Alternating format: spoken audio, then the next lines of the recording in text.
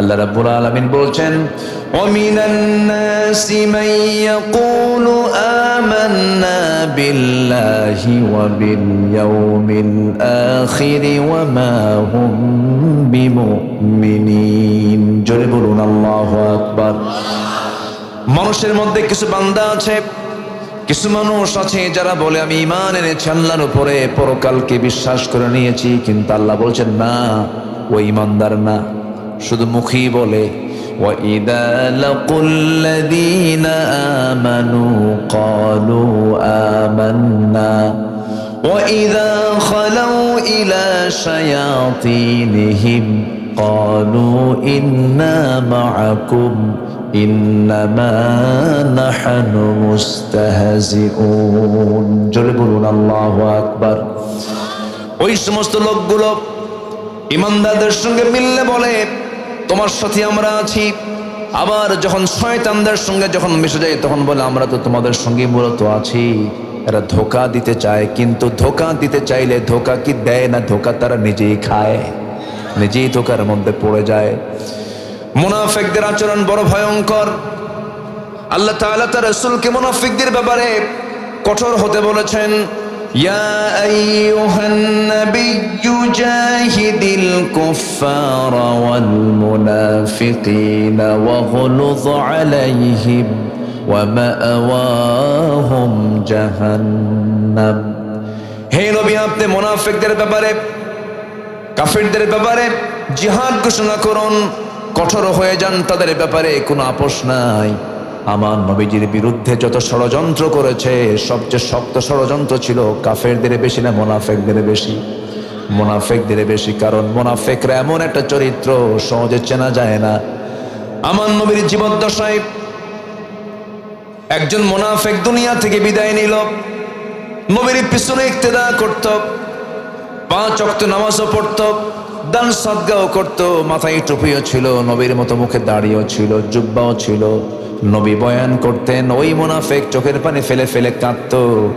এত বাহ্যিকভাবে ভালো ছিল, কিন্তু নবীর বিরুদ্ধে সারা জীবন অবস্থান করেছে। এই মুনাফিক যখন দুনিয়া থেকে মারা গেল, কিন্তু কবরে পদ্মফুল হয়, ওই মুনাফিকের ঘরে একজন বড় সাহাবী ছিলেন। ওই সাহাবী যখন দেখলেন বাপটা মারা গেছে, নবীর কাছে এসে কেঁদে কেঁদে বলছেন, হুজুর আমার বাপ তো মারা গেছে, আমার বাপ তো খারাপ মানুষ ছিল, মুনাফিক মানুষ ছিল, আমি জানি, কিন্তু আমার জন্মদানকারী বাবা, একটু দয়া মায়া তো কাজ হতেই পারে। আমি আপনার কাছে আসছি, আমার বাবার জন্য একটা জিনিস আমি চাইবো আপনার কাছে। কি চাইবা বলো? আমার সাহাবী বলো, আপনার বরকতের আপনার গায়ের যদি একটা জুব্বা আমাকে দিতেন, আমার বাবার এটা কাফনের কাপড় দিয়ে দিতাম। আমার নবীজি মানা করতে পারলেন না। আমার নবীজি রহম দিলওয়ালা মানুষ ছিলেন, নরম প্রকৃতির মানুষ ছিলেন, না বলতে পারতেন না সহজে। নবীজি বললেন, সাহাবী তুমি যখন চাইছো তোমাকে মানা করি কেমনে? এই যে জুব্বা দিলাম, যাও তুমি নিয়ে যাও। জুব্বা নিয়ে গেলেন, গোসল করায় দিয়া মুনাফিক বাবাকে নবীর ব্যবহৃত জুব্বাটা পরায়া দিলেন।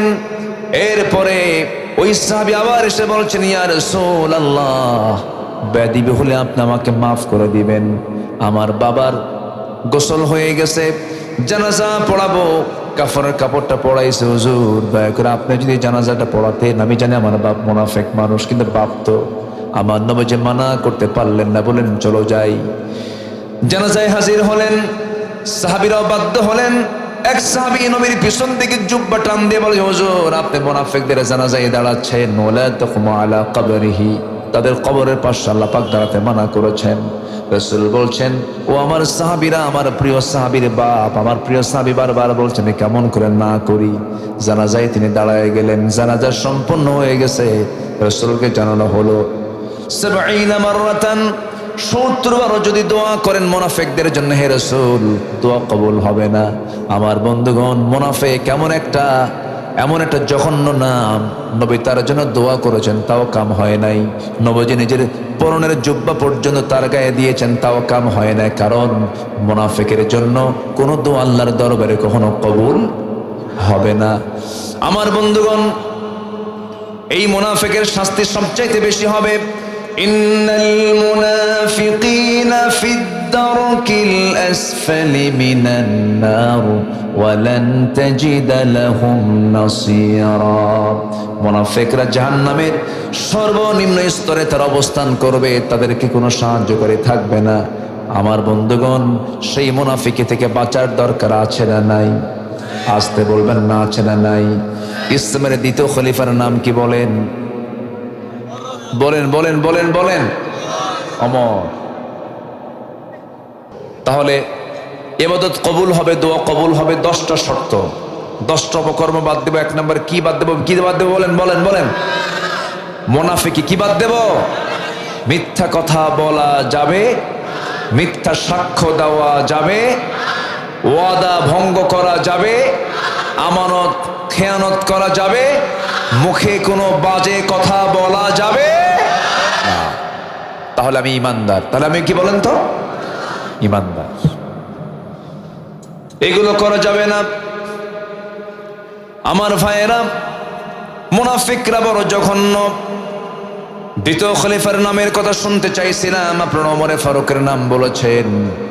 ওমরে ফারুক রাদিয়াল্লাহু তাআলা আনহু একদিন কান্নায় ভেঙে পড়লেন। কাঁদতে কাঁদতে গিয়ে একজন সাহাবীর সামনে দাঁড়িয়ে বলছেন, ভাই হুযায়ফা, তোমার কাছে আমার নবীর দেওয়া মুনাফিকের একটা তালিকা আছে। মদিনার মধ্যে কারা মুনাফিক, তাদের তালিকা তোমার কাছে আছে, দেখো তো ওই নামের তালিকায় আমি ওমর, আমার নামটা আছে কিনা। কে বলছেন এটা? কে বলছেন? ওমর। এটা চিন্তা করতেছেন কি আমরা কোন ওনার মতো সাহাবী যদি মুনাফিকের তালিকায় তার নাম আছে কিনা যদি চিন্তা করেন, আমি আপনি কোথায় যাবেন? কোথায় যাব আমরা? সাইয়েদনা ওমর ফারুক রাদিয়াল্লাহু তাআলা আনহু যখন এই কথা বলে ফেললেন, হুযায়ফা রাদিয়াল্লাহু আনহু বলছেন, ভাই ওমর, কেমন করে আপনি সন্দেহ করেন নিজকে? কারণ ওমর ফিল জান্নাহ, ওমর তো জান্নাতের রাসূল বলে দিয়েছেন। তিনি বলছেন, না রে ভাই রে, মাঝে মাঝে আমার কাছে মনে হয় আমি যেন মুনাফিক হয়ে গেছি কিনা। আমার ভাইরা, আমার বন্ধুগণ, আরেকটা বিষয়, সেটা হলো মুনাফিক চেনার জন্য আরেকটা সিমটম হলো, মুনাফিক কিন্তু জোহর পরে, আসর পরে, মাগরিব পরে, কিন্তু মুনাফিক সহজে ফজর নামাজ পড়তে পারে না। এখন প্রশ্ন করব, বলুন তো আমাদের বাড়ি যে সমস্ত গ্রামে, আপনার বাড়ি যে সমস্ত গ্রামে জোহর, আসর, মাগরিব, এশা, ফজর 5 ওয়াক্তের মধ্যে কোন ওয়াক্তে সবচেয়ে মুসল্লি কম পাওয়া যায়? আলহামদুলিল্লাহ। কি কবে? শ্রেষ্ঠ নামাজ কোনটা বলেন? ফজর নামাজের এক্সট্রা করে 65টা ফজিলত আছে। কয়টা বলেন? 65 ফজিলতে ভরা ফজর নামাজ। বুরিকাল উম্মতি ফি বুকুরিহা, আমার উম্মতের বরকতময় সময় হলো ফজর, আমার উম্মতের বরকতময় সময় হলো সকালবেলা। কিন্তু দুঃখজনক হলো সত্য, সকাল থেকে ঘুমেও সকালবেলা ঘুম থেকে ওঠে না। দেখবেন আজকের ভাবিরা, ভাইয়েরা সারা রাত আড্ডা মেরে ভারতের সিরিয়ালগুলো দেখে, কলকাতার সিরিয়ালগুলো দেখে, সব কিছু দেখা সম্পন্ন করে ঘুমাতে ঘুমাতে ফজরের একটু আগ দিয়ে ঘুমাতে যায়, আর সকাল 10টার দিকে ঘুম থেকে, 11টার দিকে ঘুম থেকে ওঠে। আমার বন্ধুগণ, ছাগল রাতে ঘুমায় না দিনে ঘুমায়? ছাগল ছাগল ছাগল রাতে ঘুমায় না দিনে ঘুমায়? কুকুরটা দিনে ঘুমায় না রাতে ঘুমায়? কুকুর কুকুর দিনে ঘুমায়। কুকুর খাওয়া হালাল না ছাগল খাওয়া হালাল? বলেন বলেন বলেন। দুটাই চতুষ্পর্যন্ত, দুটাই 4 পাপ। ছাগলটা আল্লাহ পাক হালাল করে দিলেন, কুকুরটা আল্লাহ পাক হারাম করে দিলেন। কেন? কিছু সিমটম তার মধ্যে আছে যা খাওয়া যাবে না, ওর কিছু নেচার কিছু খারাপ আছে। কুকুর আল্লাহ রাব্বুল আলামিন এই জন্য হারাম করে দিয়েছেন।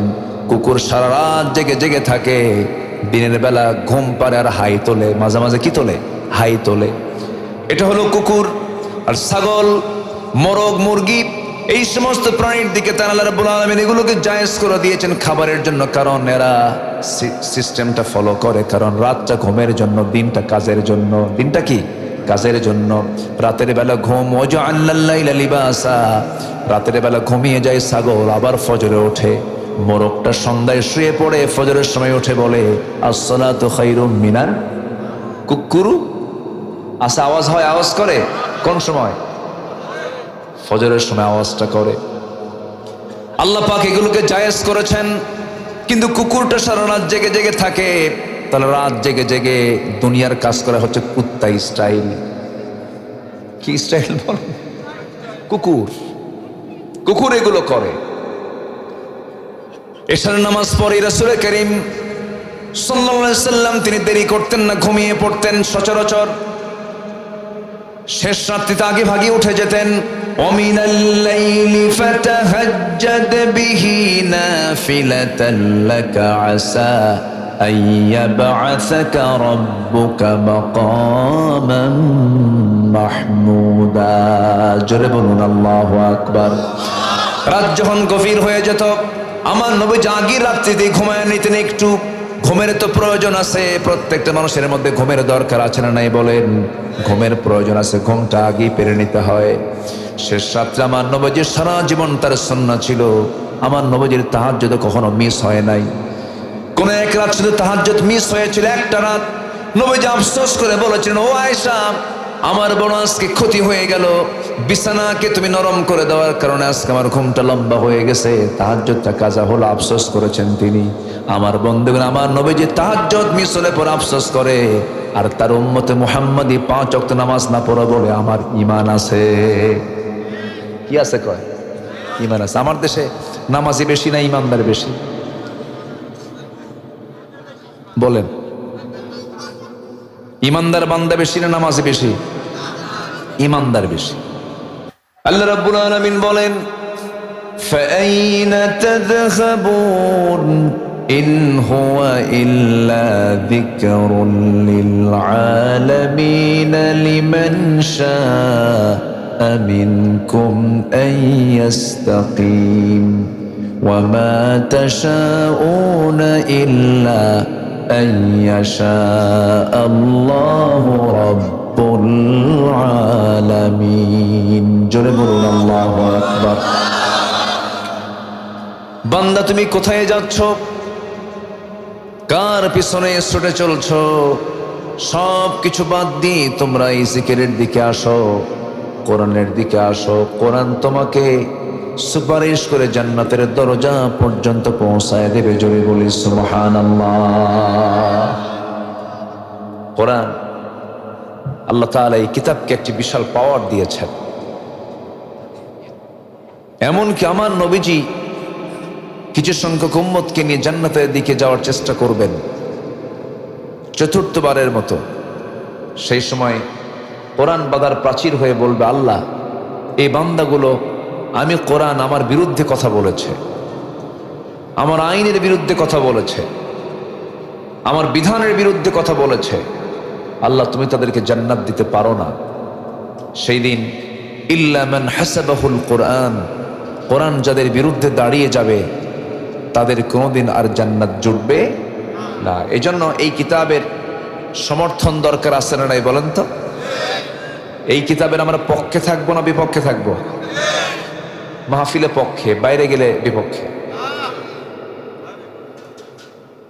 বলেন বলেন, এই কিতাবের সমর্থনে কাজ করব না বিপক্ষে কাজ করব? সমর্থনে। এটাকে নিয়ে আমাদের কাজ করতে হবে। কোরআনকে শুধু নামাজের মধ্যে মানলে হবে না, কোরআনকে সব জায়গায় মানতে হবে। কোরআনকে মানার দাবি হলো এক জায়গায় না সব জায়গায়? সব জায়গায় মানতে হবে। কোরআন তো শুধু নামাজের কিতাব নয়, কোরআন হচ্ছে এমন একটি কিতাবের নাম যা দিয়ে ক্যান্টনমেন্ট চলতে পারে, সচিবালয় চলতে পারে, যা দিয়ে পার্লামেন্ট চলতে পারে, যা দিয়ে ব্যাংক বিমা চলতে পারে, যা দিয়ে এমন কোন সেক্টর নাই যে সেক্টরে কোরআনের ব্যবহার চলবে না। প্রত্যেকটা জায়গায় কোরআন দিয়ে আমরা যদি বাস্তবায়ন করতাম, আমাদের হুকুমটাও পালন হতো আল্লাহ পাকের, এবং এটার ফলাফল হতো দুনিয়াবি যে কল্যাণটা, এটাও আমরা পেতাম, আখিরাতের নাজাতটাও ঠিক হয়ে যেত। কিন্তু দুঃখজনক হলো সত্য, গোটা পৃথিবীর 27টি মুসলিম রাষ্ট্র, 57টি মুসলিম রাষ্ট্র, এর মধ্যে পরিপূর্ণ 1-2টা ছাড়া কোথাও ইসলামের যে আইন কানুনগুলো আছে এটার বাস্তবায়ন নাই বললেই চলে। গোটা পৃথিবীর দ্বিতীয় বৃহত্তম মুসলিম জনপদ বাংলাদেশ, 54 বছর হলো দেশ স্বাধীন হয়েছে। কোরআনকে কি আমরা সব জায়গায় এখনো পৌঁছায় দিতে পেরেছি? আসতে পেরেছি? কি পেরেছি আমরা বলেন? পেরেছি হলো সংসদে আইন আকারে পাশ করেছি হলো মদের আইন, সুদের আইন, মদের লাইসেন্স দিয়েছি, সুদের কারবারকে জায়েজ করে দিয়েছি। জেনার আইন, মদ বেশ্যাবৃত্তির আইন পাশ করা হয়েছে। 54 বছরে আমরা মুসলমান হয়ে এতটুকুই পেরেছি। কিন্তু অন্তত জাহান্নাম থেকে বাঁচার জন্য নামাজের যে একটা আইন, সে আইন আজ পর্যন্ত কোনো মুসলমান আমাদের পার্লামেন্টে পাশ করতে পারে নাই। অথচ জাহান্নামে যাওয়ার 1 নম্বর কারণ কি বলুন তো? জাহান্নামী বান্দা যাবে 1 নম্বর অপরাধ কি বলেন? একটু জোরে বলেন না ভাই, একটু কথা বলতে হবে। বলেন তো 1 নম্বর কারণ কি বলেন? নামাজ। কোরআনকে প্রশ্ন করুন, কোরআন বলো জাহান্নামে যাবার কারণগুলো কি কি। কোরআন সুন্দর করে বলে দিচ্ছে, মা সালাকাকুম ফি সাকার ক্বালু লাম নাকু মিনাল মুসাল্লিন ওয়া লাম নাকু নুতঈমুল মিসকিনা ওয়া কুন্না নাখুযু মা'আল খায়িদিন ওয়া কুন্না নুকাযযিবু বিয়াউমিদ্দিন হাত্তা আতানাল ইয়াকিন।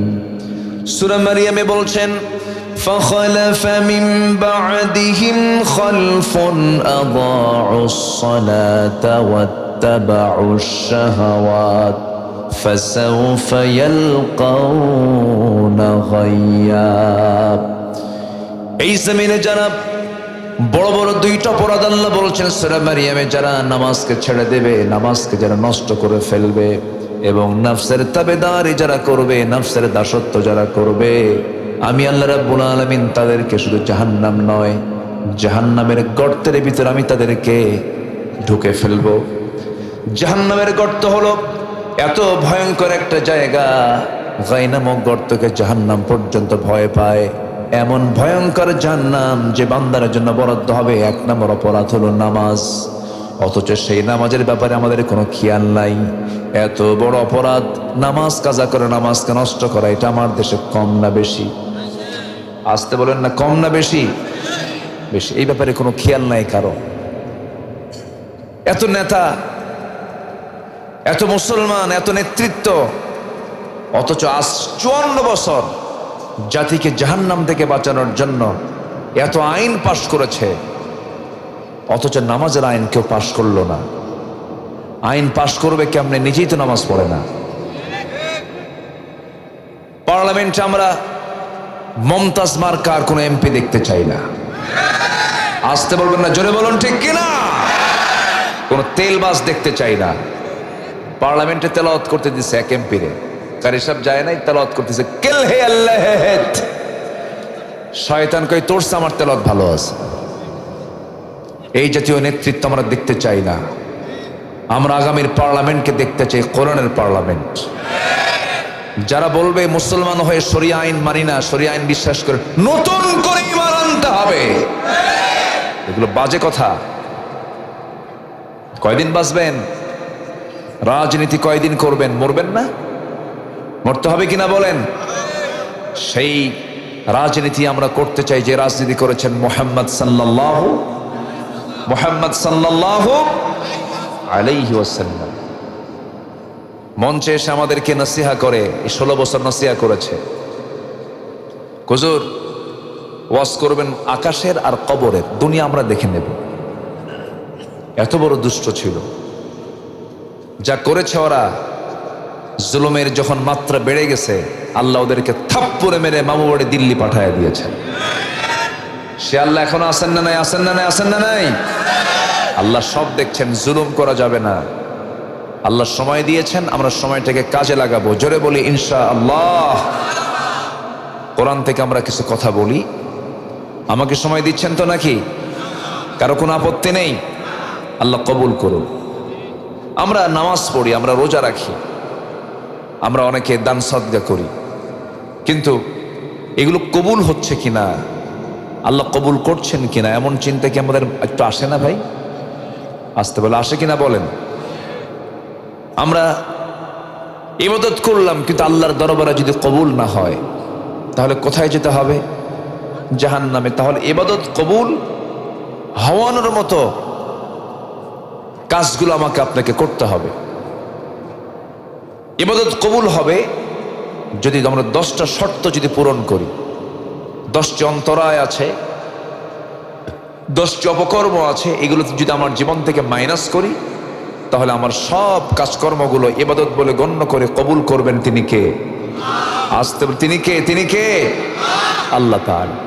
সম্মানিত ভাইয়েরা, বহু কথা আছে, আস্তে আস্তে করে শোনাবো, কিন্তু আমি ভয় পাচ্ছি যে কখন যে না বলে দৌড় মারেন। কেন বললাম এটা? প্রায় 11টা বাজতেছে। আমাদের মাহফিলে, আমাদের এই দেশের মাহফিলে একটা টাইম সিলেকশনে একটি সমস্যা আছে।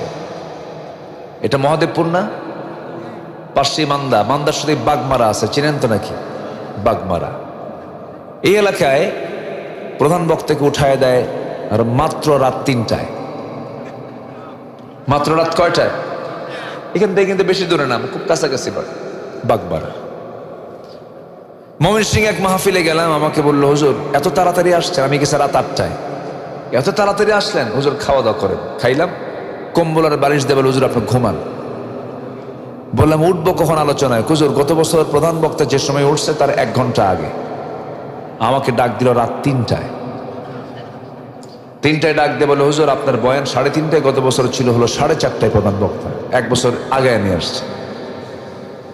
বলুন তো এত রাতে কি ওয়াজ হয় না আওয়াজ হয়? হ্যাঁ, ওয়াজ হয় না আওয়াজ হয়? আওয়াজ। আলোচনা না আলোচনা? আলোচনাই হয়। অত রাত্রে তো কথা হয় না। মানুষের একটা টাইম আছে, এই যে আমরা এখন যে টাইমটা অতিক্রম করছি এই সময় কিন্তু একটা ঘুমের ভাব আসে, ঘুমের ঝোল আসে, একটা ঝোঁক চলে আসে। এটা আবার 12টা 1টার পরে আবার কেটে যায়। ঠিক এই সময়ে 11:30 12টা, মাহফিলের মূল যৌবন হলো 9টা থেকে 11টা। তো সেই যৌবনকাল পার করে আমি উঠছি বুড়াকালে। হ্যাঁ, এই সময়ে ওয়াজে ওঠা মানে কি জানেন? পাগলির সাথে ঘর সংসার করা। কি কথা কি বুঝতেছেন আপনারা? কিন্তু উপায় নাই, আমার দেশে এটা ট্র্যাডিশন হয়ে গেছে, এটা সব জায়গায়। আচ্ছা বলেন তো, পরীক্ষার হলে 10টায় না আগে যদি 1টায় যায় খাতা দেবে? আচ্ছা ফজর নামাজ যদি সূর্য ওঠার পরে পড়ে কাম হবে? আচ্ছা ইফতার যদি সন্ধ্যায় না করে যদি রাত 9টার দিকে করে কাম হবে? আসসালাতু আলা ওয়াক্তিহা, নামাজ সময় মতো, ইমতিহান সময় মতো, রোজার সময় মতো, মাহফিল কই সময় মতো? এটা শুধুমাত্র একজন পেরেছিলেন, আল্লামা সাইদ রাহিমাহুল্লাহ। তিনি সন্ধ্যার পরে এশার নামাজের একটু আগ দিয়ে উঠতেন, মাহফিল শেষ, নামাজ পড়ে সব বিদায়। এটা হচ্ছে সবচেয়ে সুন্দর একটা পন্থা। আল্লাহ তাআলা এমন অনুকূল সুন্দর করে সাজানো গোছানো মাহফিল কমিটিকে বোঝার তৌফিক দান করুন। জোরে বলি আল্লাহুম্মা আমিন। সম্মানিত ভাইয়েরা, ইবাদত করব আমরা, অবশ্যই কবুল হবে। 10টা কাজ বাদ দিতে হবে। কয়টা কাজ বাদ দিতে হবে বলেন? শর্ত হলো 10টা অপকর্ম বাদ দিতে। 1 নম্বর হলো মুনাফিকি বাদ দিতে হবে। রাজি আছেন তো সবাই? তাহলে 10টা অপকর্ম, 10টা শর্ত। এই 10টা অপকর্ম কি কি? এই কাজগুলো যদি আমরা বাদ দেই তাহলে আমাদের সব দোয়া কবুল করবেন কে? কেবল বললাম কয় নাম্বার? মনে থাকবে তো সবার? কি বাদ দিতে হবে? আরো জোরে। মোনাফেক কিন্তু মহাদেবপুরে কোথাও পাবেন না। কি কয়? মোনাফেক মহাদেবপুরে আছে? আছে মহাদেবপুরে মোনাফেক আছে? মোনাফেক নাই কোথায়? সব জায়গায় আছে। একটু কান লাগাবেন। এখন মোনাফেকটা চিনবো কেমনে আপনি? রাসূলকে বলা হলো, রাসূল বলেন মোনাফেকের আলামত হলো 3টা। আমার নবীজি বললেন মুনাফিকের আলামত হলো 3টা। আয়াতুল মুনাফিকে সালাস। মুনাফিকের আলামত হলো 3টা। নাম্বার 1 হলো যখন সে কথা বলে মিথ্যা কথা বলে। আল্লাহ রাব্বুল আলামিন এক জায়গায় বলছেন ইন্নাল মুনাফিকিনা লাকাযিবুন। মুনাফিক যারা তারাই মিথ্যুক হয়, মিথ্যুক যারা হয় তারাই মুনাফিক হয়। এই জন্য মুনাফিকি বাদ দেওয়ার জন্য 1 নম্বর শর্ত হলো জীবন থেকে চিরতরে মিথ্যা ছেড়ে দিতে হবে। মিথ্যা যারা বলতে থাকবি, মিথ্যা যাদের বলি, রাজনৈতিক বড় অস্ত্র যাদের মিথ্যা কথা বলা, এই সমস্ত বান্দাদের পরিচয় রাসূল তুলে ধরেছেন, আল্লাহ তুলে ধরেছেন, তারা হলো মুনাফিক হয়। এই জন্য মুনাফিকি বাদ দেওয়ার জন্য আমরা কি ছাড়বো বলেন? বলেন কি ছাড়বো? কি ছাড়বো? দুঃখজনক হলো সত্য আমার দেশের মানুষ সত্য কথা বেশি বলে না, মিথ্যা কথা বেশি বলে। মিথ্যা কথা বেশি বলে। হঠাৎ করে চলে আসলো ভিন্ন কথা। একজন ব্যক্তির জীবনে কোনোদিন কৌতুক করে মিথ্যা কখনো মুখ থেকে বের হয় নাই। সেই মহামানবের নাম কি বলুন? মুহাম্মদ সাল্লাল্লাহু আলাইহি ওয়াসাল্লাম। আমরা সেই নবীর উম্মত। আমরা যদি মিথ্যা কথা বলি, নবীর উম্মতের শানে এটা যায় না। আমার নবীজি কোনোদিন মিথ্যা কথা বলেন না, আমরাও মিথ্যা কথা বলবো না। যদি কোনো বান্দা মিথ্যা ছেড়ে দিয়ে যদি সত্যকে লালন করে, as-sidqu ইয়াহদি ইলাল বির, একটা মানুষ যদি সত্য কথা বলে, আল্লাহ রাব্বুল আলামিন তার জন্য একটা রাস্তা বের করে দেন। সেই রাস্তাটা হলো কিছু নয়, সেই বান্দার জন্য আল্লাহর জান্নাতের রাস্তা তার জন্য তৈরি হয়ে যায়। জোরে করুন সুবহানাল্লাহ। মিথ্যা ছেড়ে দেব আমরা।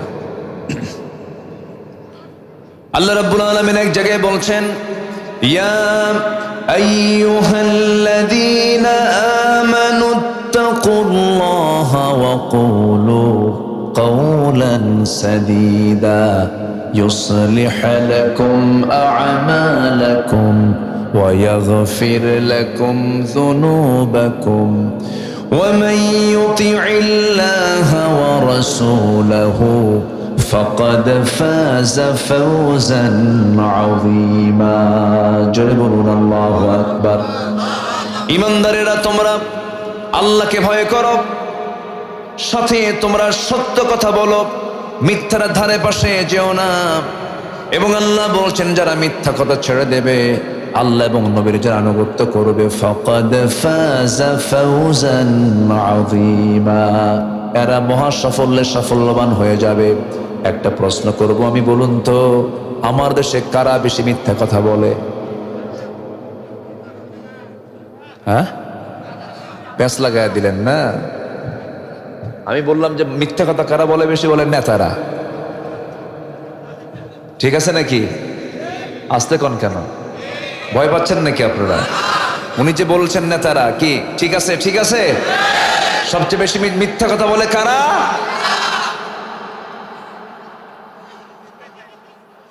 প্যাঁচ লাগছে কিন্তু। কত মিথ্যা শুনলাম। আমাদের সাবেক প্রধানমন্ত্রী বললেন একদিন নির্বাচনের আগ দিয়ে, 2018 সালের নির্বাচনের আগ দিয়ে মেবি উনি বলে ফেললেন, আগামী নির্বাচনে যদি নির্বাচিত হতে পারি, নির্বাচন বলে দেখেন, ভোট দিচ্ছেন আপনারা কখনো? 16 বছরে ভোট দিচ্ছেন আপনারা? রাতের ভোট, দিনের ভোট রাতে হয়ে গেছে। তো উনি বললেন আগামী নির্বাচনে যদি নির্বাচিত হতে পারি, মদিনার সনদে দেশ চালাবো। দেখছেন, মদিনার সনদে। কত বড় মিথ্যাচার এটা! একটা অনিসলামী দলের প্রধান বলছেন যদি আমরা ক্ষমতায় যাই তাহলে মদিনার সনদে দেশ চালাবো। মদিনার সনদে দেশ চালাই নাই, নরেন্দ্র মোদীর সনদে দেশ চালাইছে। আসতে কম কেন? এই জন্য মামার বাড়ি দিল্লি গিয়ে বসে আছে। যা,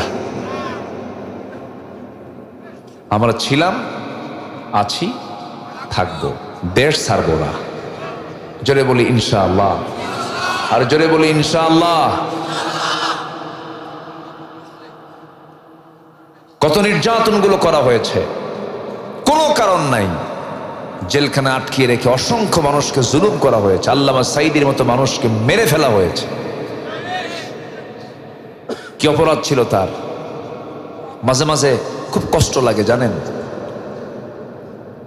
13টি বছর অন্ধকার প্রকোষ্ঠে থেকে এই জননন্দিত একজন মানুষ, যার কাজ হলো একটা আদর্শ নাগরিক তৈরি করা, জাতি তৈরি করা, 13 বছর জাতিকে মাহরুম রেখেছে তার সেবা থেকে। কত পরিমাণ জুলুম হতে পারে! টুপির কাজ মাথায় রাখা, মাথায় না রেখে যদি হাঁটুতে দেন, টুপির কাম হলো? চশমার কাজ চোখে রাখা, যদি চোখে না রাখেন কাম হলো? জুতার কাজ কোথায় রাখা? যদি গলায় দিয়ে দেন, এটা জুলুম হলো। একজন আলেমের জায়গা হলো, একজন ওয়াইজের জায়গা হলো মাহফিলের ময়দান, এখানে না রেখে তাকে জেলখানে আটকে রেখেছিল। কত বড় জুলুম। 2018 সালে নির্বাচনের আগ দিয়ে হঠাৎ করে আমার বাড়ি ঘেরাও হলো, আমাকে ধরে থানায় জমা দিল। ওসি মহোদয় আমার দিকে তাকায় না, মাথা নিচু করে আছে। বললাম, আপনি শেষ রুকুর হালতে কেন, কি হয়েছে আপনার? হুজুর খুব লজ্জা পাচ্ছি, কি বলি আপনাকে, দোষ তো নাই আপনার, কিন্তু ধরে আনতে বাধ্য হয়েছে। কেন? সামনে ইলেকশন। হুজুর কিচ্ছু মনে করেন না, মাফ করে দিয়েন, নির্বাচন শেষ হলে আপনি জেলখানা থেকে বের হয়ে আসবেন, ওয়াজ দেখেন। তো বললাম, আমার তো এই যে বিশাল বিশাল মাহফিলগুলো আছে, এগুলো কেমনে কি করব? হুজুর একটু বিশ্রাম নেন, যান। কি করবেন? আমার চাকরি বাঁচান তো ফরজ। আমি বললাম, ইমান বাঁচান নফল। কোর্টে চালান দিল, কোর্টে গেলাম। জজ আমার দিকে তাকায় আর চিন্তা করে, এই লোকটাকে ধরলো কারা?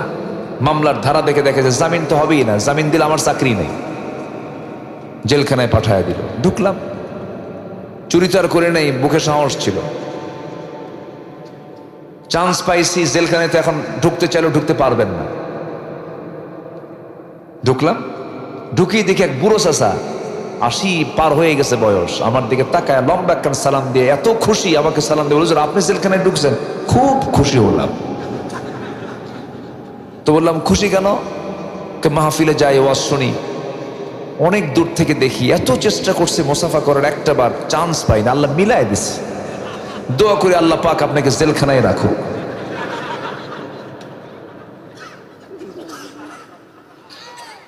কি বুঝলেন বলেন? এই দোয়া করতেছে। তো বললাম, চাচা আপনি জেলখানায় কেন? বলে যে, বাবা বোমা হামলা। কি হামলা? বোমা হামলা। আমি নাকি বোমা হামলা করেছি, বয়স 80 বছর। বলেন তো, এই লোকের হাতে যদি বোমা তুলে দেওয়া হয়, জায়গা মতো পড়বে না নিজের মাথায় পড়বে? এগুলো করেছে, কত মার কোল ফাঁকা করেছে, কত লোকের চাকরিচ্যুত করা হয়েছে, সন্তানের শোকে মা স্ট্রোক করে মারা গেছে, অনেক কিছু হয়েছে। জুলুম যে করবে, জুলুমের ফলাফল তাকে ভোগ করতেই হবে। সেই জুলুমটা হোক না স্বামী তার স্ত্রীর উপরে, স্ত্রী তার স্বামীর উপরে। জুলুম আমরা করব না কখনো, জোরে বলি ইনশাআল্লাহ। ইমানদার কখনো জালিম হতে পারে না। আমার বন্ধুগণ, একটু কান লাগাবেন, ইবাদতগুলো অবশ্যই কবুল হয়ে যাবে। 10টা অপকর্ম আমরা ছেড়ে দেব। নাম্বার 1 হলো মুনাফিকি বাদ দেব আমরা, মুনাফিকি করা যাবে না।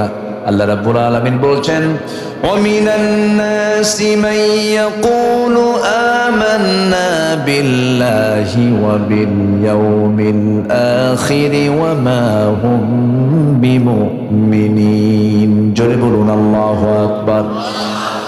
মানুষের মধ্যে কিছু বান্দা আছে, কিছু মানুষ আছে যারা বলে, আমি ঈমান এনেছি আল্লাহর উপরে, পরকালকে বিশ্বাস করে নিয়েছি, কিন্তু আল্লাহ বলছেন না, ও ঈমানদার না, শুধু মুখী বলে। وَإِذَا لَقُوا الَّذِينَ آمَنُوا قَالُوا آمَنَّا وَإِذَا خَلَوْا إِلَى شَيَاطِينِهِمْ قَالُوا إِنَّا مَعَكُمْ إِنَّمَا نَحْنُ مُسْتَهْزِئُونَ। জোরে বলুন আল্লাহু আকবার। ওই সমস্ত লোকগুলো ঈমানদারদের সঙ্গে মিললে বলে, তোমার সাথে আমরা আছি। আবার যখন শয়তানদের সঙ্গে যখন মিশে যায়, তখন বলে, আমরা তো তোমাদের সঙ্গে মূলত আছি। এরা ধোঁকা দিতে চায়, কিন্তু ধোঁকা দিতে চাইলে ধোঁকা কি দেয় না, ধোঁকা তারা নিজেই খায়, নিজেই ধোঁকার মধ্যে পড়ে যায়। মুনাফিকদের আচরণ বড় ভয়ঙ্কর। আল্লাহ তাআলা তার রাসূলকে মুনাফিকদের ব্যাপারে কঠোর হতে বলেছেন। ইয়া আইয়ুহান নাবিয়্যু জাহিদিল কুফফারা ওয়াল মুনাফিকিনা ওয়াগলুয আলাইহিম ওয়া মাআওয়াহুম জাহান্নাম।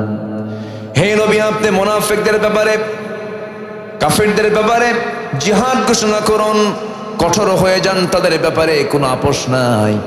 আমার নবীজির বিরুদ্ধে যত ষড়যন্ত্র করেছে, সবচেয়ে শক্ত ষড়যন্ত্র ছিল কাফেরদের বেশি না মুনাফিকদের বেশি?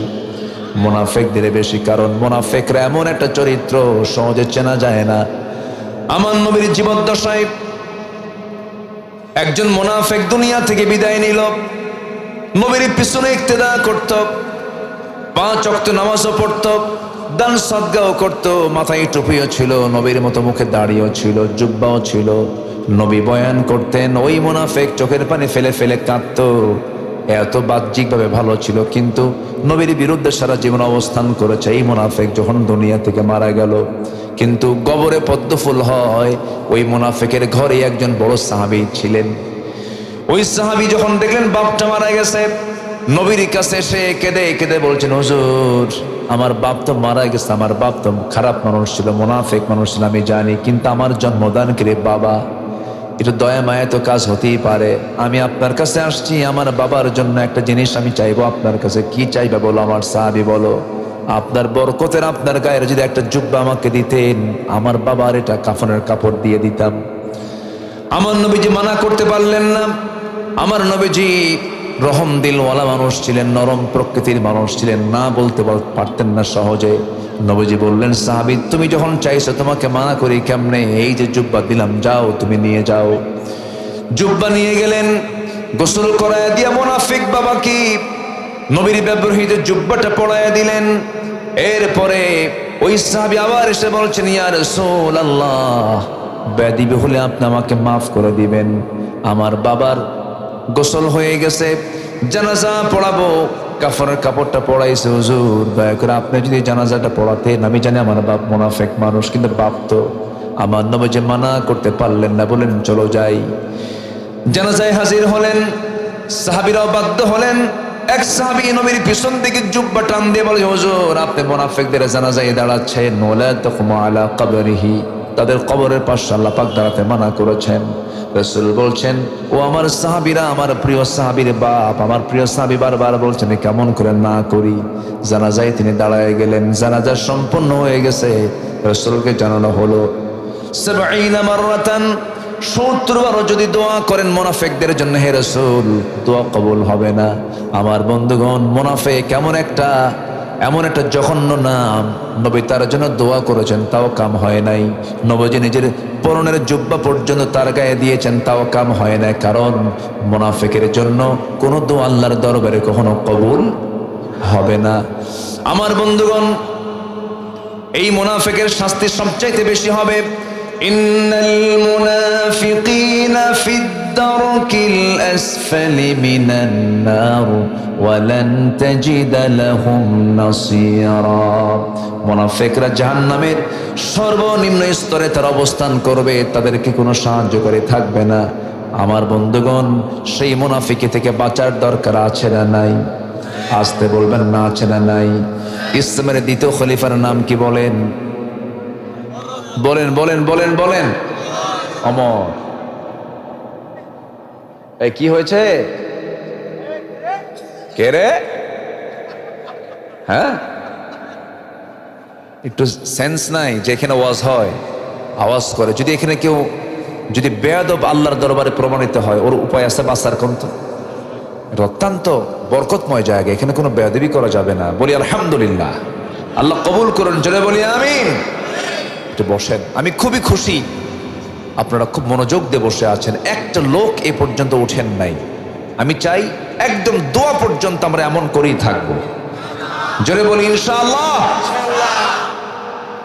লাস্ট বিশ্বকাপ খেলা হলো, ফুটবল লাস্ট কোন সালে যেন হলো, যাই হোক, আমি কক্সবাজার থেকে আসতেছি, রাত 2টার দিকে আমাকে হঠাৎ করে ফোন দিয়েছে একজন। ভাবলাম রাত 2টায় ফোন মানে কি, জন্মের সংবাদ, মৃত্যুর সংবাদ, অথবা কোনো মেজর কোনো প্রয়োজনীয় ফোন রিং বাজা মাত্রই ফোনটা ধরলাম। সালাম দিয়ে বলে, হুজুর আমি আপনার খুব ভক্ত, আমি দোয়া চাই। রাত 2টার দিকে কি দোয়া হয় কোন? আমি বললাম ঠিক আছে দোয়া করি। হুজুর দোয়াটা আমার জন্য না। কি দোয়া? আমি ওযু করছি হুজুর, 2 রাকাত নামাজ আমিও পড়েছি। আমি ভাবলাম কি যে দোয়া চাবে। 2 রাকাত নামাজ আমিও পড়েছি, আমি ওযু করেছি। হুজুর আজকে রাত 3টার দিকে ব্রাজিল আর্জেন্টিনার খেলা আছে, দোয়া করবেন আমার জন্য, আমার দলটা জিতে যায়। চিন্তা করেন, সারা রাত জেগে জেগে আবার উজু করে নামাজও পড়ছে, খেলায় যেন জিতে। আমরা এখানে বসে আছি, আপনি কি বুঝতে পারছেন? আপনি হয়তো অনুমান কতটুকু করতে পারছেন জানেন না, একদিন এই মাহফিলটা আমার আপনার জন্য নাজাতের কারণ হতে পারে। আল্লাহ কবুল করুন, জোরে বলি আমিন। কেউ যাবেন না। বেশ কিছু দোকানপাটও লক্ষ্য করছি, অনেকে বিড়িও টানতেছে দেখলাম। বিড়ি খাওয়া তো সুন্নতে মুআক্কাদা নাকি? এই জাতি নামাজ বেশি পড়ে না বিড়ি বেশি খায়? কি বেশি খায় বলেন তো? বিড়ি বেশি খায়। এত বিড়ি খায় মনে হয় সুন্নতে আদম, এত খাওয়া খায়। ভাত বেশি খায় না বিড়ি বেশি খায়? হ্যাঁ, ভাত কই? ভাত মিস হয়, বিড়ি মিস হয়? বিড়ি মিস হয়? তাহলে কোনটা বেশি খাওয়া হলো? বিড়ি। এত টানা টানে, আবার মাহফিল এসে প্রশ্ন করে, হুজুর বিড়ি খাওয়া কি জায়েজ আছে? ও চেষ্টায় আছে ফতুয়ায় জায়েজ কেমনে করা যায়। এগুলো উম্মতে মুহাম্মাদের কাজ না, আমরা এগুলো করব না। জোরে বলে ইনশাআল্লাহ। নেশা, সকল নেশা হালাল না হারাম? আসতে বলবেন না, হালাল না হারাম? হারাম। নেশার কাছে যাব না আমরা। বিড়ি খাবেন, চেহারা আল্লাহ পাক ওইরকম বিড়িখোর বানায় দিবে। আছে না এরকম চেহারা? আছে না? এত সুন্দর চেহারা, লাল টকটকা ঠোঁট, গোলাপির মতো ঠোঁট, বিড়ি খায় কেমন দেখা যায় কোন? ঠোঁটটা কালো, দেখি মনে হয় বিড়ি খোর। কি খোর? কি খোর? মদ খাবেন, চোখ লাল হবে। বালা মান কাসাবা সাইয়্যাতাও ওয়া আহাতাত বিহি খাতিআতুহু, পাপ আপনাকে ঘেরাও করে ফেলবে। মদ খাবেন, চোখ লাল হবে। নেশা করবেন, আপনার নেশার সিমটম ব্লাডে ফুটে উঠবে। ব্লাড টেস্ট করলে ধরা খাবে যে আপনি কি নেশা করেন। পাপ করবেন, সিমটম শরীরে ঢুকাই দিবেন কে? আল্লাহ তাআলা। অবৈধ জেনা করবেন, রোগ ঢুকাই দিবেন কে? আল্লাহ। রোগ কি এমনি এমনি হয়? নিজকে ধ্বংসের দিকে ঠেলে দেওয়া যাবে না। আল্লাহ তাআলা ঠোঁট দিলেন সুন্দর করে, সেই ঠোঁট কালো বানায় দিল কে? দেখছেন? আল্লাহ কইছে। কাম সারছে, আল্লাহ বলে ঠোঁট কালো বানায় দিছে। দেখছেন? খাবেন আপনি বিড়ি আর আল্লাহর দোষ দিবেন? আল্লাহ সকল নেশা থেকে জাতিকে বাঁচান। জোরে বলি আমিন। নেশা করব না, জোরে বলি ইনশাআল্লাহ। যুবকরা পচা জিনিস খায়ও না। কাম সারছে, কাম সারছে। কোন জায়গা থেকে আমদানি হলো? বসেন, বসে পড়েন। তাহলে ইবাদত কবুল হবে, দোয়া কবুল হবে। 10টা শর্ত, 10টা অপকর্ম বাদ দেব। 1 নম্বর কি বাদ দেব? কি বাদ দেব বলেন? বলেন বলেন। মুনাফিকি। কি বাদ দেব?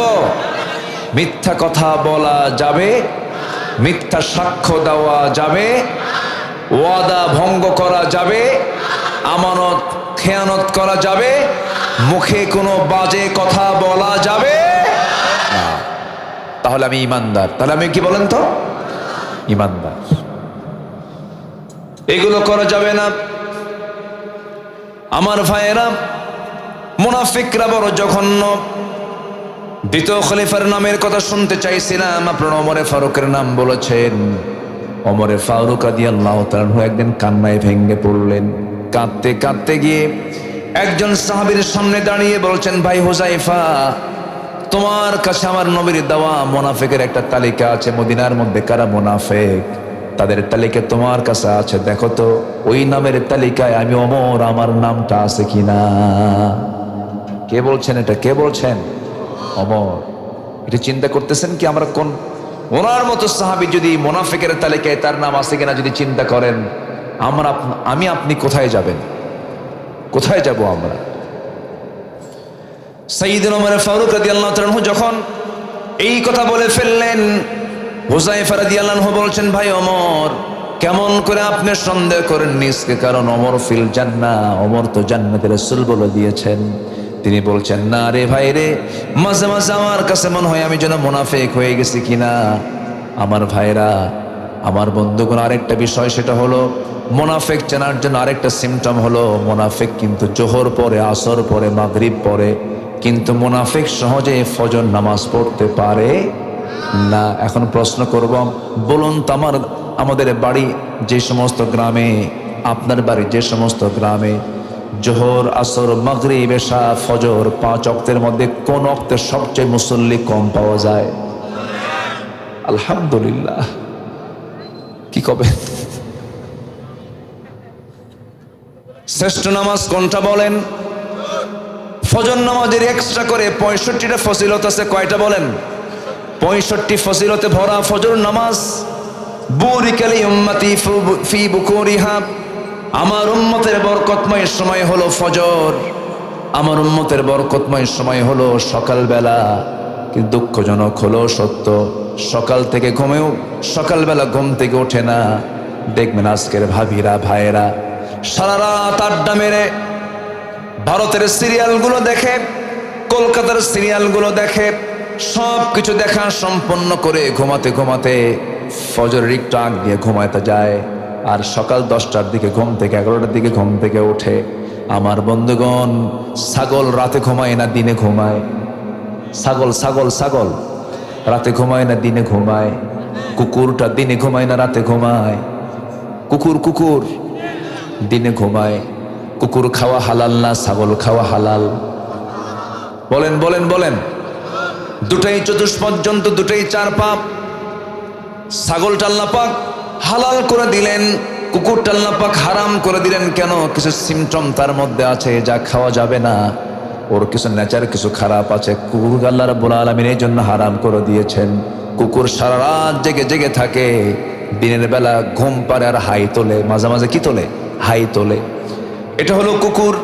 আর ছাগল, মোরগ, মুরগি, এই সমস্ত প্রাণীর দিকে তার আল্লাহ রাব্বুল আলামিন এগুলোকে জায়েজ করে দিয়েছেন খাবারের জন্য। কারণ এরা সিস্টেমটা ফলো করে, কারণ রাতটা ঘুমের জন্য, দিনটা কাজের জন্য। দিনটা কি? কাজের জন্য। রাতের বেলা ঘুম, ওয়াজআলনাল লাইলা লিবাসা, রাতের বেলা ঘুমিয়ে যায় ছাগল, আবার ফজরে ওঠে। মোরগটা সন্ধ্যায় শুয়ে পড়ে, ফজরের সময় উঠে বলে আসসালাতু খায়রুম মিনান। কুকুরু আসে আওয়াজ হয়, আওয়াজ করে কোন সময়? ফজরের সময় আওয়াজটা করে। আল্লাহ পাক এগুলোকে জায়েজ করেছেন। কিন্তু কুকুরটা সারা রাত জেগে জেগে থাকে, তাহলে রাত জেগে জেগে দুনিয়ার কাজ করা হচ্ছে কুত্তা স্টাইল। কি স্টাইল বল? কুকুর কুকুর এগুলো করে। এশার নামাজ পড়ে রাসূল করিম সাল্লাল্লাহু আলাইহি সাল্লাম তিনি দেরি করতেন না, ঘুমিয়ে পড়তেন সচরাচর। শেষ রাত্রিতে আগে ভাগে উঠে যেতেন। ওমিনাল লাইলি ফাতাহাজ্জাদ বিহি নাফিলাতান লাকা আসা আইয়াবআসাকা রাব্বুকা মাকামান মাহমুদা। জোরে বলুন আল্লাহু আকবার। রাত যখন গভীর হয়ে যেত, আমার নবী আগের রাত্রিতে ঘুমায় নিতেন একটু। ঘুমের তো প্রয়োজন আছে, প্রত্যেকটা মানুষের মধ্যে ঘুমের দরকার আছে না নাই বলেন? ঘুমের প্রয়োজন আছে, ঘুমটা আগেই পেরে নিতে হয়। শেষ রাত্রে আমার নবীজির সারা জীবন তার সুন্নাহ ছিল, আমার নবীজির তাহাজ্জুদ কখনো মিস হয় নাই। কোন এক রাত শুধু তাহাজ্জুদ মিস হয়েছিল, একটা রাত। নবীজি আফসোস করে বলেছিলেন, ও আয়েশা, আমার বড় আজকে ক্ষতি হয়ে গেল, বিছানাকে তুমি নরম করে দেওয়ার কারণে আজকে আমার ঘুমটা লম্বা হয়ে গেছে, তাহাজ্জুদটা কাজা হলো। আফসোস করেছেন তিনি। আমার বন্ধুগণ, আমার নবীজি তাহাজ্জুদ মিস হলে পর আফসোস করে, আর তার উম্মতে মুহাম্মাদি 5 ওয়াক্ত নামাজ না পড়া বলে আমার ঈমান আছে। কি আছে? কয় ঈমান আছে। আমার দেশে নামাজি বেশি না ঈমানদার বেশি? বলেন, ঈমানদার বান্দা বেশি না নামাজি বেশি? ঈমানদার বেশি। কি বেশি বলেন? ঈমানদার বেশি। নামাজ পড়ে না কিন্তু বলে হুজুর আমার ঈমান তো আছে। আছে কিনা বলেন? আচ্ছা। আমার নবীজির তাহাজ্জুদ কাজা হয়েছে এক রাত। নবীজি আফসোস করেন, আর উম্মতে মুহাম্মাদি বছরের পরে বছর চলে যায়, নামাজের ধার ধারে না। এরপরে বলে আমার ঈমান তো ঠিক আছে। আমার ভাইয়েরা, ঈমান কি ঠিক হবে নামাজ বাদ দিলে পরে নাকি? নামাজ পড়লে ইমান ঠিক হয়ে যাবে। আমরা নামাজ পড়বো, জোরে বলি ইনশাআল্লাহ, আরো জোরে বলি ইনশাআল্লাহ। আমার ভাইয়েরা, মুনাফিকি আমরা বাদ দিয়ে দেব। মুনাফিকের কোনো সিমটম যেন আমাদের মাঝে না আসে। কাফেরকে চেনার জন্য সূরা কাফিরুন আল্লাহ দিয়েছেন, মুনাফিককে চেনার জন্য সূরা মুনাফিকুন দিয়েছেন, আবার ঈমানদারকে চেনার জন্য আল্লাহ রাব্বুল আলামিন মুমিনুন দিয়েছেন। আমরা মুনাফিক সূরা পড়ব, মুনাফিক থেকে যেন বাঁচি। আমরা কাফিরুন সূরা পড়ব, কুফরি থেকে যেন বেঁচে যাই। মুমিনুন সূরা পড়ব, মুমিন হওয়ার জন্য, মুমিন হওয়ার জন্য 7টা গুণ দরকার। কয়টা গুণ দরকার বলেন? আসতে বলবেন না, কয়টা গুণ দরকার? এইদিকে ইবাদত কবুলের শর্ত হলো কয়টা বলেন? 10টা। এইদিকে মুমিন হওয়ার জন্য আমল কয়টা বলেন? 7টা। একটা একটা করে শুনবো আজকে, জোরে বলি ইনশাআল্লাহ। আমার বন্ধুগণ, মুনাফিকি এটা জঘন্য একটা মারাত্মক অপরাধ। আমার নবীজির জীবনের সবচেয়ে বেশি কষ্ট রাসূলকে দিয়েছে মুনাফিকেরা। আমার নবীজি কোন এক যুদ্ধের অভিযানে তিনি বের হলেন, আম্মা জান আয়েশা সিদ্দিকাকে সাথে করে নিয়ে তিনি বের হয়েছেন। অভিযান শেষ হয়ে গেল, আমার নবীজি অভিযান থেকে ফিরে আসতেছিলেন।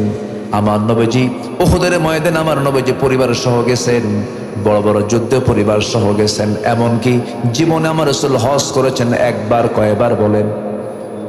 আসতে বলে। আমার রাসূল জীবনে হজ করেছেন কয়বার? একবার।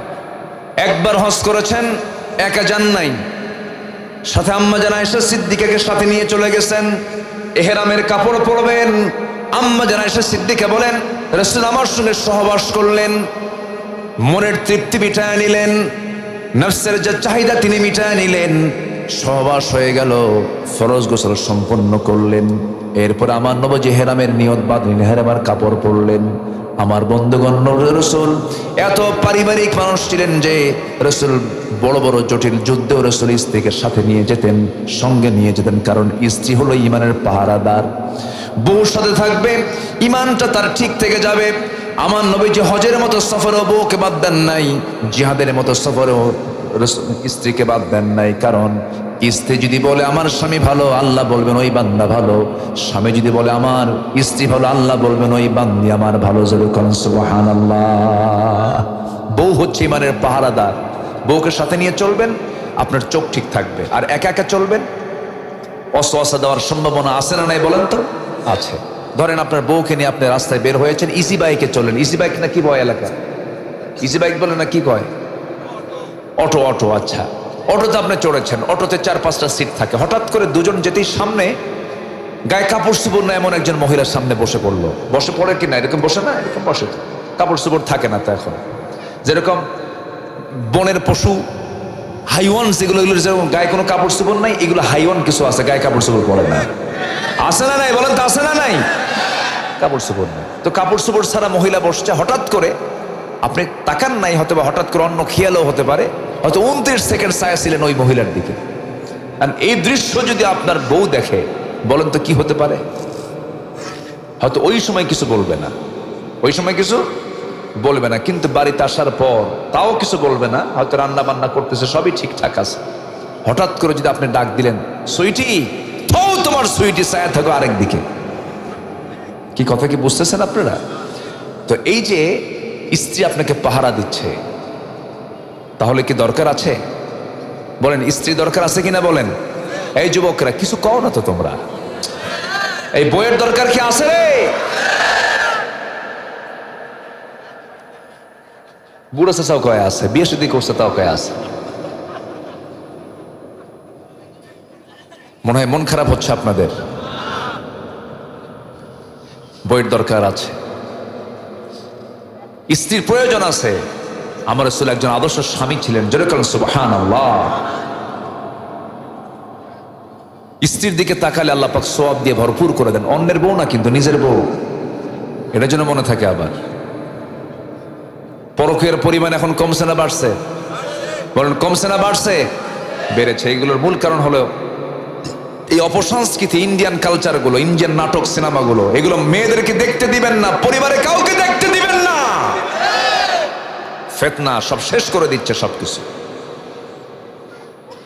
আমার নবীজি যুদ্ধে চলে গেছেন, আম্মা জান আয়েশা সিদ্দিকাকে সাথে নিয়ে চলে গেছেন। ফিরে আসলেন, ফিরে আসার পথে আমার নবীজি বললেন, এক সাহাবীকে ডাক দিয়ে বলছেন, সাফওয়ান এইদিকে আসো, আমরা অভিযান থেকে মদিনার দিকে ফিরে যাচ্ছি। এতগুলো সাহাবী হঠাৎ করে যে যদি কেউ রাস্তা ভুলে যায়, পথ হেরে যায়, পথ ভুলে যায়, তোমার দায়িত্ব হলো সবার শেষে ঘোড়ায় চড়ে তুমি আসবে, যেই লোকটা বাদ পড়বে তাকে সঙ্গে করে নিয়ে মদিনায় পৌঁছা দিবা, তুমি তো রাস্তাঘাট ভালো চিনো। ঠিক আছে হুজুর, তাকে দায়িত্ব দেওয়া হলো। কোন সাহাবী বাদ পড়েন নাই। আম্মা জান আয়েশা সিদ্দিকা রাদিয়াল্লাহু তাআলা নবীর স্ত্রী, পালকি থেকে তাকে নামিয়ে দেওয়া হলো। উটের পিঠে তিনি বসেছিলেন, হাওদার মধ্যে ছিলেন। হাজতের প্রয়োজন হলো, হাজতের সারবেন তিনি। আস্তে করে উটটা বসায় দেওয়া হলো, পালকি নামায় দেওয়া হলো। সেখান থেকে নেমে তিনি আড়ালে চলে গেলেন, শৌচ কার্য করলেন। শৌচ কার্য কমপ্লিট করে একটু দেরি হলো আসতে, এসে দেখেন হাওদাও নাই, পালকিও নাই, ওই উটটাও নাই, সব চলে গেছে। মানে উনি এত চিকন ছিলেন, ওনার দায়িত্ব নিয়োজিত যে সাহাবী ছিলেন তিনি ভেবেছেন মনে হয় আম্মা জান আয়েশা পালকির মধ্যে আসেই, হাওদার মধ্যে আসেই, কিন্তু তিনি এত চিকন ছিলেন যে থাকলেও সে ওজন, না থাকলেও সে ওজন, বাদ পড়ে গেছে। আম্মা জান আয়েশা সিদ্দিকা এসে দেখেন কেউ নাই, হতাশ হলেন না, ভাবলেন হয়তো পরীক্ষায় পড়ে গেলাম। কাপড় চোপড় দিয়ে কোনো মতো সতর ঢাকলেন, পর্দার পরিবেশটা কন্ট্রোল করলেন, মাথা চুল সব ঢেকে নিয়ে বসে বললেন। দূর থেকে ওই সাহাবী, দায়িত্বপ্রাপ্ত সাহাবী দূর থেকে দেখে কে যেন বসে আছে, কাছাকাছি গিয়ে দেখেন এটা তো আম্মা জান আয়েশা। চিনলেন কেমনে? পর্দার আয়াত নাজিল হওয়ার পূর্বেই তিনি তাকে দেখেছিলেন একবার, এই জন্য তাকে চিনতে পারলেন। সঙ্গে সঙ্গে বললেন, মা আপনি তো উম্মতের জন্য মা, উম্মাহাতুল মুমিনিন, নবীর স্ত্রীরা সব উম্মতের জন্য মা। উম্মতের জন্য কি? কোনো চিন্তা করবেন না, আপনার কোনো টেনশন নাই, রাসূল আমাকে দায়িত্ব দিয়েছেন, আমি আপনাকে সযত্নে সম্মানের সাথে মদিনায় পৌঁছায় দেব। ঘোড়ার পিঠে করে তাকে সুন্দর করে সম্মানজনকভাবে তাকে নিয়ে নবীর ঘর পর্যন্ত তিনি পৌঁছায় দিলেন। কিন্তু এই কথা মুনাফিকদের টিমের মধ্যে, মুনাফিকদের সার্কেলে যখন এই নিউজটা চলে গেছে, সাফওয়ান গোটা রাত্রিবেলা আম্মা জান আয়েশাকে একই ঘোড়ার পিঠে করে একসাথে মদিনায় নিয়ে আসছে। আয়েশার সতীত্ব নষ্ট হয়ে গেছে, আয়েশার নষ্ট হয়ে গেছে, নষ্টা মহিলা যেরকম, নাউজুবিল্লাহ। এমন চরিত্র, এমন জাতীয় মুনাফিকি চরিত্র এখনো কিছু লোকের মধ্যে আছে না নাই? আসতে বলবেন না, আছে না নাই? একটা অপবাদ চাপায়া দিল আম্মা জান আয়েশার বিরুদ্ধে, এমন জাতীয় একটা অপবাদ যখন চাপায়া দিয়েছে, গোটা মদিনার টক হয়ে গেছে। নবীর কেন যখন এমন জাতীয় কথা চলে আসলো, স্ত্রীর বিরুদ্ধে এমন কথা শুনলে পরে কি স্বামীর ভাল লাগে নাকি? মনটা খারাপ হয়ে গেল। আমার নবীজি এই কথাগুলো যখন শুনলেন, আস্তে করে বলছেন, আয়েশা কিছু কিছু কথা আমার কানে এসে কান ভারী করে দিচ্ছে, আমার কষ্ট হচ্ছে। আমি তোমাকে সন্দেহ করি না, তবে আয়েশা আমার মন বলছে এই অবস্থায় যেহেতু মদিনায় এই কথাটা সবচেয়ে বড় কথায় রূপ নিয়েছে, তোমার চরিত্র নাকি নষ্ট হয়ে গেছে, এমন জাতীয় কথা চতুর্দিকে স্প্রেড হচ্ছে। আমার মন বলছে তুমি আমার ঘরে আর থেকো না, তোমার মার বাড়ি চলে যাও, বাবার বাড়ি চলে যাও। বলুন তো কোনো স্বামীর মুখ থেকে স্ত্রী যদি এমন জাতীয় কোনো কথা শোনে, বলুন তো আসমান ভেঙ্গে পড়ার মতো নয় কিনা? বলেন, আসমান ভেঙ্গে পড়ার মতো হয়ে যায়। আম্মা জান আয়েশা সিদ্দিকার জীবনে বিশাল বড় পরীক্ষা চলে আসলো, পেঁচ লাগায় দিয়েছে মুনাফিকরা। কারা কারা কারা কারা? মুনাফিকরা। আমার নবীজির স্ত্রী আম্মা জান আয়েশা সিদ্দিকা আস্তে করে বলছেন, ইয়া রাসূলুল্লাহি, আপনি কিন্তু আমার শুধু স্বামী নন, আপনি হচ্ছেন বিশ্ব নবী। আপনি আমাকে অর্ডার করলে আমি মানতে বাধ্য, আমি আমার বাবার বাড়ি চলে যাচ্ছি। কিন্তু একটা কথা বলি, ইয়া রাসূলুল্লাহি, আমার বিয়ের ফয়সালা কিন্তু জমিনে হয় নাই, আমার বিয়ের ফয়সালা কিন্তু আসমানে হয়েছে। সে আসমানের মালিক মহান রব্বুল আলামিনের উপর আমি সমস্ত দায়িত্ব দিয়ে দিলাম। যেরকম সুবহানাল্লাহ। ফাইদা আযামতা ফাতাওয়াক্কাল আলাল্লাহ। চলে গেলেন আম্মা জান আয়েশা সিদ্দিকা মার বাড়িতে চলে গেলেন। বলেন তো স্বামী স্ত্রী যদি দূরে দূরে থাকে, বলেন তো এখানে কোনো শান্তি আছে? শান্তি আছে? আমার নবীর ঘরে অশান্তি ঢুকায় দিল কারা? বলেন কারা কারা কারা? এরকম অনেক পরিবারে মুনাফিক আছে না নাই? আচ্ছা, আমার নবীজি একাকী ঘুমান। আমার রাসূল বলেছেন, আমার স্ত্রী আয়েশা হলো সবচেয়ে শ্রেষ্ঠ স্ত্রী, আমি তাকে খুব বেশি ভালোবাসি, মহব্বত করি। আমার নবীজি রাতের বেলা ঘুমোতে যান, হাতটা গায়ে দেন, আম্মা জান আয়েশা সিদ্দিকা আছেন বলে, কিন্তু আয়েশা নাই, বুকটা খান খান হতে থাকে। ওইদিকে আম্মা জান আয়েশা সিদ্দিকা সেজদায় মাথা রাখতে রাখতে চোখের পানি ফেলতে ফেলতে শুকায় গেলেন, নখের মতো এমনি চিকন মানুষ আর চিকন শুকায় গেলেন। আম্মা জান আয়েশার ঘুম হয় না। ওইদিকে বাপটা ভালো করে কথা বলে না, মাওটা ভালো করে কথা বলে না, নিঃসঙ্গ হয়ে গেলেন আম্মা জান আয়েশা সিদ্দিকা। দিনের পর দিন চলতে লাগলো, আমার নবীও কাঁদেন, আম্মা জান আয়েশাও কাঁদেন, সাহাবীরাও কাঁদে। মোনাফেকরা কি? এই তো প্যাঁচ লাগায় দিছে, এই তো প্যাঁচ লাগায় দিছি। মুনাফিকরা আনন্দ উল্লাস করছে, নবী যে বড় কষ্টের মধ্যে আছেন। সময় যেতে লাগলো। আম্মা জান আয়েশা সিদ্দিকা বলেন, আল্লাহ তাআলা আমি আয়েশা আমাকে 9টা কারণে শ্রেষ্ঠতা দান করেছেন। নাম্বার 1, আল্লাহ রাসূল আমাকে মাত্র 9 বছর বয়সে বিয়ে করেছেন। 13 বছর নববধূ করে তার ঘরে আমার রাসূল আমাকে নিয়ে চলে গেছেন। আমি নিজেকে ভাগ্যবান মনে করি, আমি একমাত্র কুমারী স্ত্রী। আম্মা জান আয়েশা সিদ্দিকা বলেন, আমি জিবরাইলকে নিজের চোখে দেখেছি। আরেকটা কারণ হলো, আমি যখন নবীর সঙ্গে ঘুমাতাম একই চাদরের নিচে, সেই সময় আমি থাকা অবস্থায় নবীর উপর ওহী নাযিল হতো, আমি এটা টের পেতাম। আম্মা জান আয়েশা সিদ্দিকা বলেন, আমি নিজেকে ধন্য মনে করি, আমার শানে আল্লাহ রাব্বুল আলামিন অনেকগুলো আয়াত না কয়েকটা আয়াত নাযিল করেছেন। আম্মা জান আয়েশা সিদ্দিকা বলেন, আমি নিজেকে ধন্য মনে করি, রাসূল আমার ব্যাপারে বলেছেন, শরীর খাবার যেমন শ্রেষ্ঠ খাবার, আমার স্ত্রীদের মধ্যে সবচেয়ে শ্রেষ্ঠ স্ত্রী হলো আমার আয়েশা। জোরে কোন সুবহানাল্লাহ। এমন সুন্দর করে আম্মা জান আয়েশা সিদ্দিকা বলেন, আরেকটা কারণে আমি শ্রেষ্ঠ, সেটা হলো আমার রাসূল দুনিয়া থেকে বিদায় নেবেন। বিদায় নেওয়ার আগে আমার নবীজি আমার মুখের লালা খেয়ে তিনি দুনিয়া থেকে বিদায় নিয়েছেন, আমার মুখের লালাতে তিনি পান করেছেন। আমি নিজেকে ধন্য মনে করি, আমার নবীজি আমার কোলেই মাথা রেখেছেন, আমার কোলেই মাথা রেখে দুনিয়া থেকে বিদায় নিয়েছেন। সর্বশেষ আমার নবীজির সর্বশেষ কথাটা আমার সঙ্গেই বলেছেন, আমাকে বিদায় দিয়েছেন, আমি তাকে বিদায় দিয়েছি।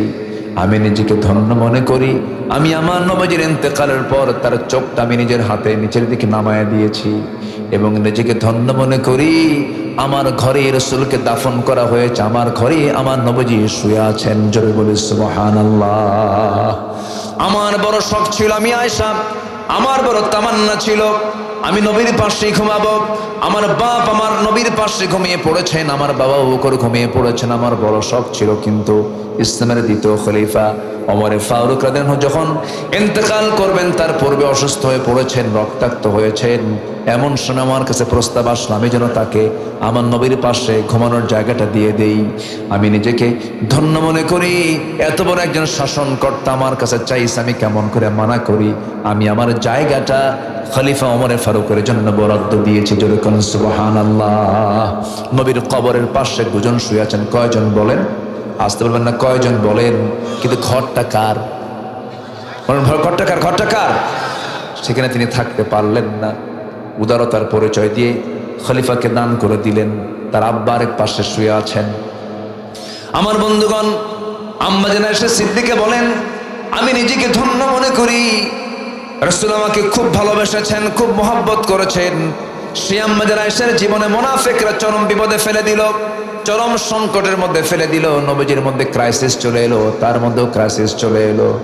কিন্তু দিন শেষে মুনাফিকরা জিতে না হারে, মুনাফিকরা জিতে না হারে।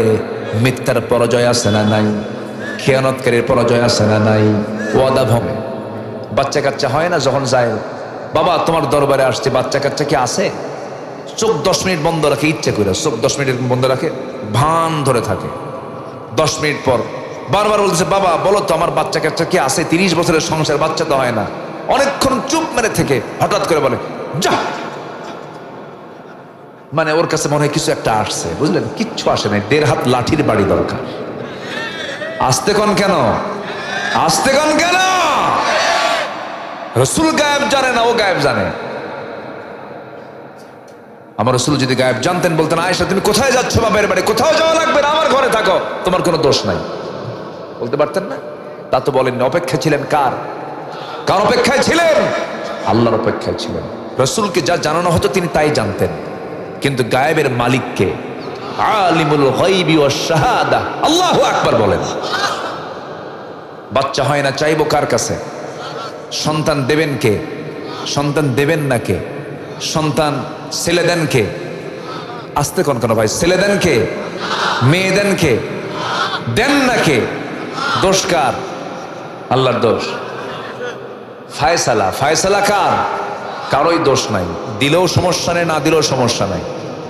দিল আমার নিয়ে গেল, বলেন তো দিয়ে নিয়ে যাওয়া এটার কষ্ট আরো কম না বেশি? বলেন তো বেশি। একটু দোয়া করবেন। আমি মানসিকভাবে খুব অস্বস্তির মধ্যে আছি, যে দোয়া করবেন। আমি আসতে নিয়ে হাজী সাহেবের সঙ্গে, আমার খুব প্রিয় মানুষ, উনি ওনার স্ত্রীকে হারিয়েছেন 2 বছর আগে। সবাই দোয়া করবেন আল্লাহ যেন তার স্ত্রীকে জান্নাতের উচ্চ মাকাম দান করেন। খুব মহাব্বতের সংসার ছিল তাদের। যেতে তো হয়, মানুষকে যেতে হয়। আমার স্ত্রী, আমার নিজের পরিবারের কথা বলছি, 3 দিন যাবৎ সে অসুস্থ মারাত্মকভাবে। ওই যে ঢাকাতে একটা মশা আছে, এডিস মশা, এটা মারাত্মক ভয়ঙ্কর, সাপের চেয়ে ভয়ঙ্কর। এডিসের কামড় খেয়ে বহু মানুষ মারা গেছে পর্যন্ত, জানেন না আপনারা? প্ল্যাটিলেট লেভেল যদি আপ না হয় মানুষ মারা যায়। আমার পরিবারে এখন 2 জন ডেঙ্গু আক্রান্ত হয়ে আছে। আমার স্ত্রীকে আমি অবস্থায় রেখে আসছি। আজকে লেভেলটা আবার কমে গেছে, গতকালকে বেড়েছিল, আজকে আবার কমে গেছে। একটু দোয়া করবেন আল্লাহ যেন সিহহাতে কুল্লিয়া দান করেন, আল্লাহ যেন শাফায়ে কামেলা আজেলা দান করেন, আল্লাহ যেন সুস্থতা নিয়ে আবার ফিরে আসার তৌফিক দান করেন। আবার ছোট্ট মেয়ে, 2 বছর বয়স, ছোট্ট একটা মেয়ে আমার আছে। বড় মেয়ের ছোট মেয়ে, মেজো মেয়ে, ও আলিমে পড়ে, ওরও ডেঙ্গু হয়েছে। মানে ওই যে কামড়, তো মানে মশা, ওই জাতীয় মশা যাকে কামড়ায়, যদি ভালো মানে ডেঙ্গু ছাড়া, এডিস মশা ছাড়াও যদি অন্য মশাও যদি কামড়ায়, তার মধ্যে আবার ওই জীবাণু চলে আসে। মশা তো ছোটখাটো কোনো বিষয় না, মারাত্মক ভয়ঙ্কর বিষয়। তো দোয়া করবেন আল্লাহ যেন সুস্থ করে দেন। একটু জোরে বলি আল্লাহুম্মা আমিন। এত মানুষ আপনারা আছেন, আল্লাহ পাক যেন দোয়া কবুল করেন, এবং সাথে আমাদের যাদের যা চাওয়া আছে আল্লাহ যেন তাও কবুল করেন। জোরে বলি আল্লাহুম্মা আমিন।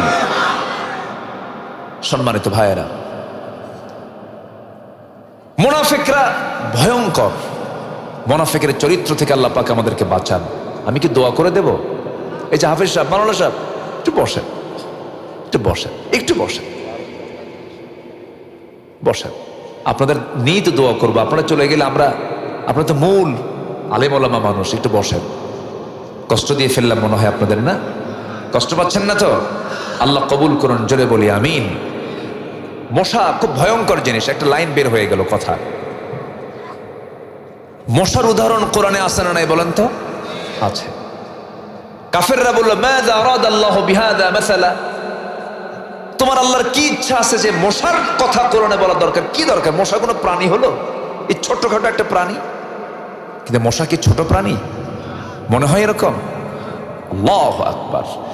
এই মশা, রাতের বেলা আপনি ঘুমিয়ে পড়বেন, চতুর্দিকে দেখলেন কোথাও মশা নাই, চতুর্দিকে নেটিং করা, শুধু লাইট বন্ধ করা সারা, শুধু বিছানায় শুধু পিনটা লাগাইছেন, নাকের ডগায় কানের কাছে এসে সারেগামা পাদানিসা শুরু হয়ে গেছে। ও দেখলো কেমনে আপনারে? ওর চোখ কোথায়? বিজ্ঞান বলছে 75 ফুট দূর থেকে টের পায় এটা এখানে কোন শরীর মধ্যে শুয়ে আছে। আর যে আওয়াজটা করে কানে আর নাকের ডগায় এসে, ওটা কি ওর কণ্ঠের আওয়াজ না পাখার আওয়াজ? পাখার আওয়াজ। বিজ্ঞান বলছে মশার যে পাখা আছে, ও প্রতি সেকেন্ডে 2টা পাখা, সে প্রতি সেকেন্ডে, কিন্তু মিনিটে না, প্রতি সেকেন্ডে সে তার পাখা ঝাপটান মারে 400 থেকে 500 বার।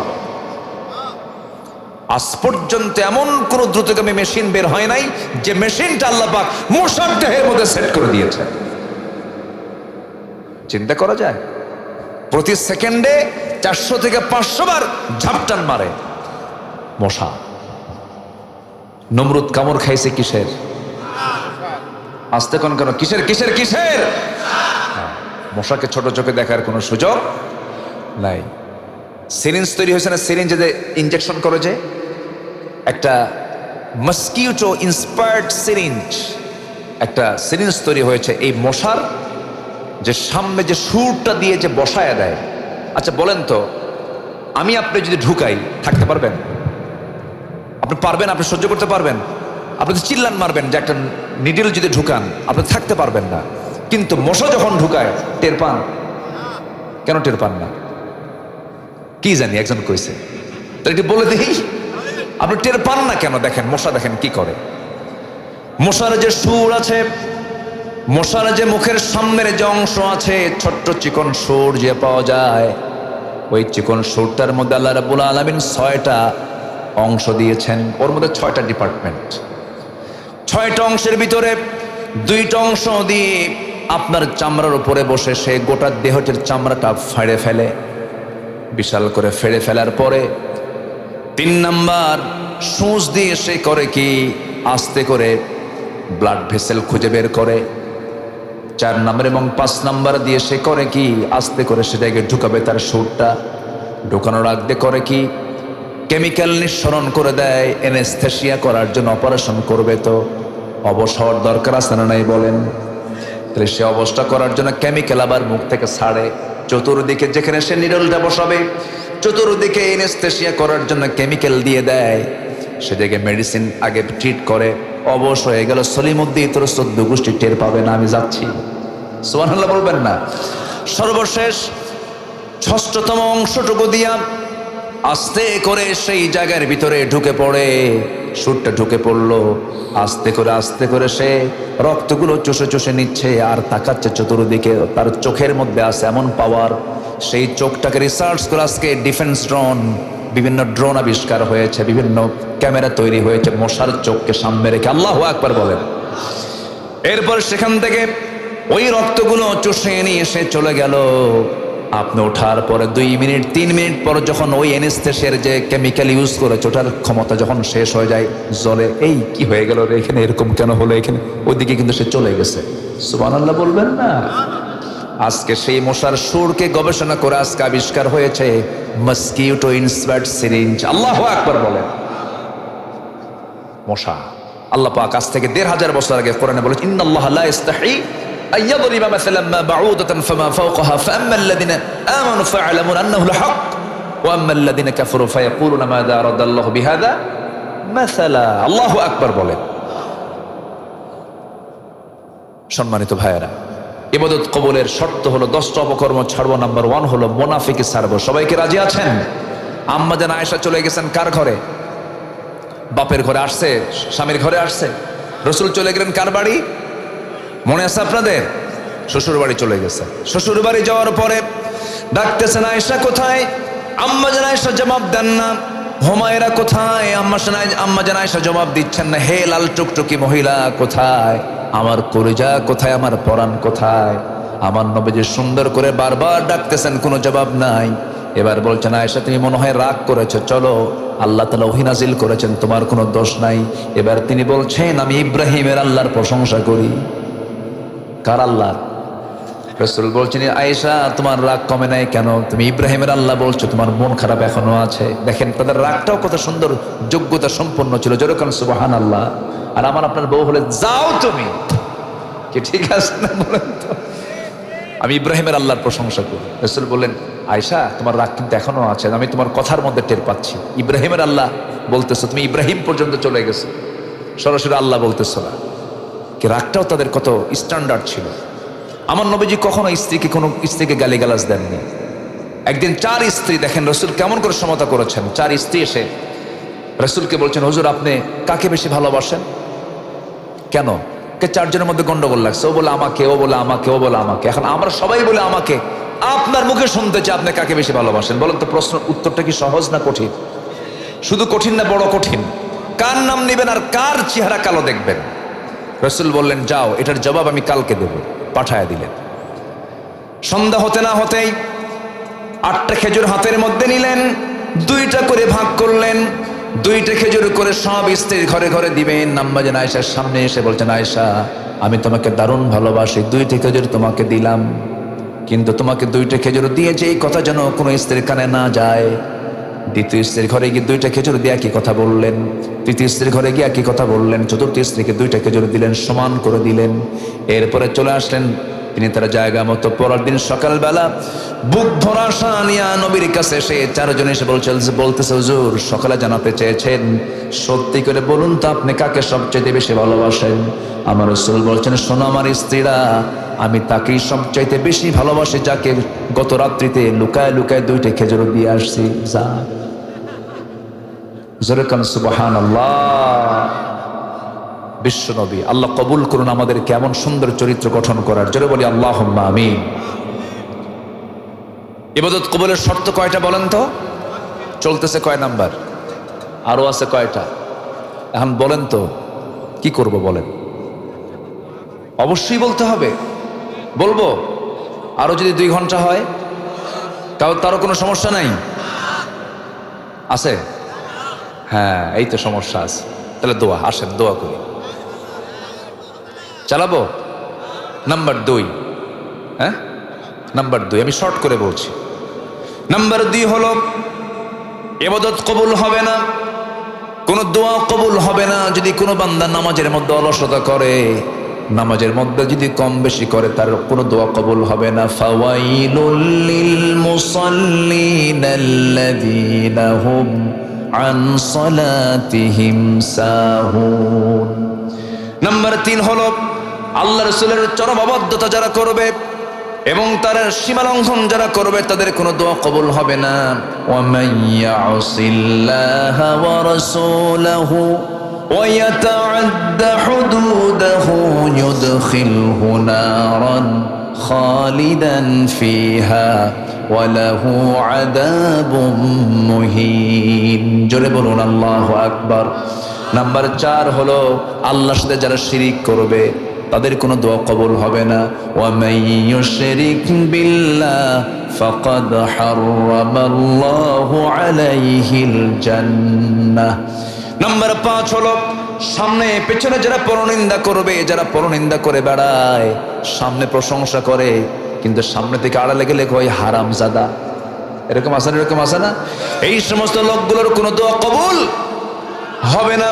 ওয়াইলুল লিকুল্লি হুমাযাতিল লুমাযাতিনিল্লাযী জামা'a মালান ওয়া আদ্দাদাহ ইয়াহসাবু আন্না মালাহু আখলাদাহ। নাম্বার 6 হলো আল্লাহকে যারা ভুলে থাকে এবং মন্দ কাজে যারা উস্কানি দিয়ে দেয়, মন্দ কাজের পক্ষে যারা কাজ করে, আল্লাহ রাব্বুল আলামিন বলছেন তাদের কোনো দোয়া আমি আল্লাহ রাব্বুল আলামিন কবুল করব না। আল্লাহ রাব্বুল আলামিন বলছেন আল মুনাফিকুনা ওয়াল মুনাফিকাতু বা'দুহুম মিন বা'দ ইয়া'মুরুনা বিল মুনকারি ওয়া ইয়ানহাউনা আনিল মা'রুফ। নাম্বার 7 হলো শয়তানের যারা পদাঙ্ক অনুসরণ করবে তাদের কোনো দোয়া কবুল হবে না। নাম্বার 8 হলো রিয়া যাদের মধ্যে থাকবে, লোক দেখানো ইবাদত, দান করেছে গোপনে দান করতে পছন্দ করে না, প্রকাশ্যে দান করবে, আবার বলবে আমার নামটা ওখানে লেখায় রাখতে হবে, স্লোগান দিতে হবে, নাম বলবা না, নাম লিখে দিবা না, দান করব না। বলেন তো ওই লোকের দানের নিয়তকে আল্লাহকে না মানুষকে খুশি করা? মানুষকে খুশি করে দান করবে তাদের কোনো দোয়া কবুল হবে না। রিয়া কোনো ইবাদত করা হবে না। দেখবেন সামনে নির্বাচন আসতেছে, দেখবেন নতুন কিছু মুসল্লির আমদানি হবে, ঠিক কিনা বলেন? মুসল্লি নতুন কিছু মুসল্লি আমদানি হবে না? নির্বাচন আসবে, দেখবেন নতুন টুপি মাথায় উঠবে। সারা বছর কিন্তু টুপি পড়ে না, আসরের নামাজ 4 বার পড়বে। কয়বার? 4 বার। সব লোক দেখানো। নাম্বার 9 হলো কুফরি যারা করবে তাদের কোনো দোয়া কবুল হবে না। ইন্নাল্লাযীনা কাফারু লান তুগনিয়া আনহুম আমওয়ালুহুম ওয়ালা আওলাদুহুম মিনাল্লাহি শাইআ ওয়া উলাইকা হুম ওয়াকুদুন নার। জোরে বলুন আল্লাহু আকবার। সর্বশেষ আল্লাহর সঙ্গে মিথ্যা দৃঢ় অঙ্গীকার করে আবার তা অবজ্ঞার সঙ্গে ভঙ্গ করে যারা, এই সমস্ত অপকর্মের সঙ্গে যারা জড়িত, তাদের কোনো দোয়া চোখের পানি ফেলেও দোয়া করলে সেই দোয়া কবুল করবেন না। তিনি কে কে কে কে দোয়া কবুল করবেন না? আসুন এই 10 অপকর্ম থেকে বেঁচে আমরা সুন্দর জীবন, ইমানদারের যে জীবন হওয়া দরকার সেই জীবন আমরা ঢেলে সাজাই। ফজর পড়বেন কারা কারা? মুনাফিক থেকে বাঁচবেন কারা? ফজর পড়বেন কারা? একটু হাত তুলে দেখান দেখি। ফজর পড়বেন কারা কারা? একটু হাত তুলে দেখেন না। অনেকে কিন্তু হাত তুলেন না এখনো, ভাবতেছে হুজুর মরে যাবো, হাত তুলবো না। দেখি কারা কারা ফজর পড়বেন দেখি, বলেন দেখি, জোরে বলি ইয়া আল্লাহ। আমাদেরকে ফজর, জোহর, আসর, মাগরিব, ইশা 5 ওয়াক্ত সালাত আদায় করার তৌফিক তুমি আল্লাহ দিয়া দাও। জোরে বলি আমিন। আরো জোরে আমিন, আরো জোরে আমিন। হাত নাড়ান।